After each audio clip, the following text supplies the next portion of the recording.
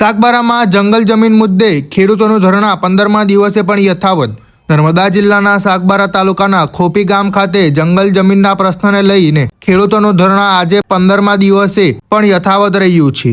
જંગલ જમીનના હક અને વિવિધ પ્રશ્નોને લઈ ખેડૂતો સાથે લીલાબેન વસાવા છેલ્લા 15 દિવસથી ભૂખ હડતાળ પર બેઠા છે। આ દરમિયાન નાદોદના ધારાસભ્ય ડોક્ટર દર્શનાબેન દેશમુખ ગઈકાલે ખોપી ગામ ખાતે પહોંચ્યા હતા। ત્યારબાદ આજે બીજા દિવસે પણ ખેડૂતોના સમર્થનમાં ખોપી ગામ ખાતે ઉપસ્થિત રહ્યા હતા।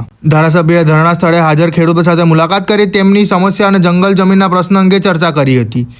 આ પ્રસંગે નર્મદા જિલ્લા ભાજપના કોષાધ્યક્ષ મુકેશભાઈ પટેલ, જિલ્લા ભાજપના પૂર્વ ઉપપ્રમુખ અનિરુદ્ધસિંહ ગોહિલ, પૂર્વ જિલ્લા કોષાધ્યક્ષ અને રાજપીપળા શહેરના પૂર્વ સંગઠન પ્રમુખ રમણસિંહ રાઠોડ, જિલ્લા સંગઠનના પૂર્વ મંત્રી સુરેશભાઈ વસાવા, રાજપીપળા શહેર આદિવાસી મોરચાના પ્રમુખ અજયભાઈ વસાવા, જિલ્લા પંચાયતના પૂર્વ સદસ્ય તથા ઢોલાડ તાલુકા પંચાયતના પૂર્વ સદસ્ય અને નાદોદ તાલુકાના સંગઠન પૂર્વ મહામંત્રી હિતેશભાઈ વસાવા, ડોક્ટર રવિભાઈ દેશમુખ, કમલેશભાઈ પટેલ, રક્ષિતભાઈ વસાવા સહિતના આગેવાનો ઉપસ્થિત રહ્યા હતા।